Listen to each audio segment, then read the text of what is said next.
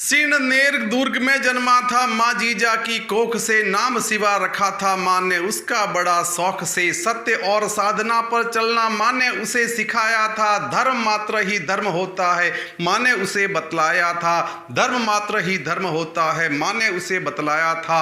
आज ऐसे महापुरुष छत्रपति शिवाजी के जीवन के बारे में मैं आपके सामने अपनी स्वरचित कविता के साथ में उपस्थित हूँ। भगवत सिंह सोलंकी नीमच।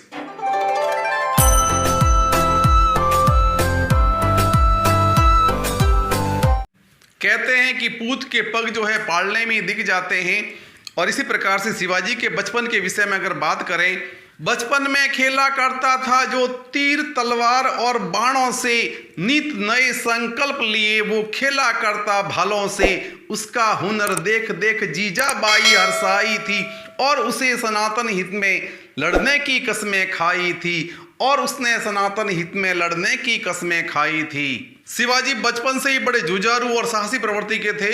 एक बार उनके गुरु रामदास ने अपने शिष्यों से शेरनी का दूध लाने के लिए कहा तो निडर शिवाजी ने इस चुनौती को स्वीकार कर लिया और बिना डरे ही वो अंधेरी रात के अंदर शेरनी का दूध लेने के लिए पहुंच गए। इतना ही नहीं, वो शेरनी का दूध निकालने में भी कामयाब हो गए। वहीं से मेरी ये पंक्तियां हैं। गुरु रामदास ने शिवा से शेरनी का दूध मंगवाया था और बचपन में ही शिवा शेरनी का दूध ले आया था। देख वीरता शिवा की गुरु का मन हर्षाया था और हर हर महादेव का नारा उसी क्षण लगवाया था, हर हर महादेव का नारा उसी क्षण लगवाया था। और ये वो समय था जिस समय दिल्ली के ऊपर औरंगजेब का शासन था, और औरंगजेब की क्रूरता के बारे में अपन सभी जानते हैं। चारों ओर सनातन संस्कृति के साथ में अन्याय किया जा रहा था। रामायण और महाभारत जैसे की जो है प्रतियां जलाई जा रही थी, मंदिरों के ताले जड़ दिए गए थे।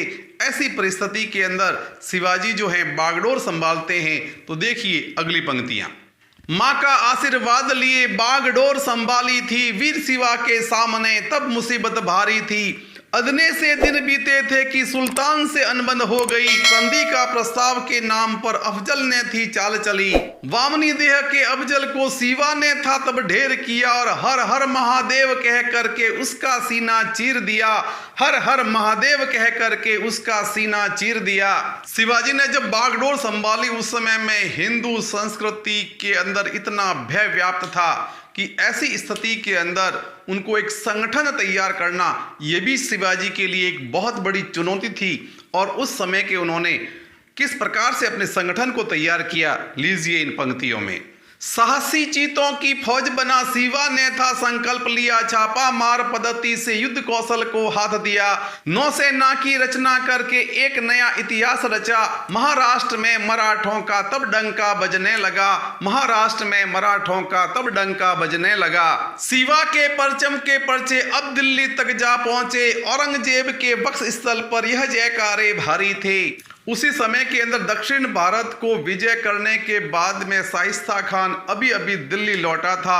वो अपनी जीत के अंदर बड़ा ही मदमस्त था, और ऐसी स्थिति के अंदर औरंगजेब जो है 1.5 लाख की सेना देकर के शाइस्ता खान को महाराष्ट्र फतेह करने के लिए विदा करता है। और आगे क्या होता है।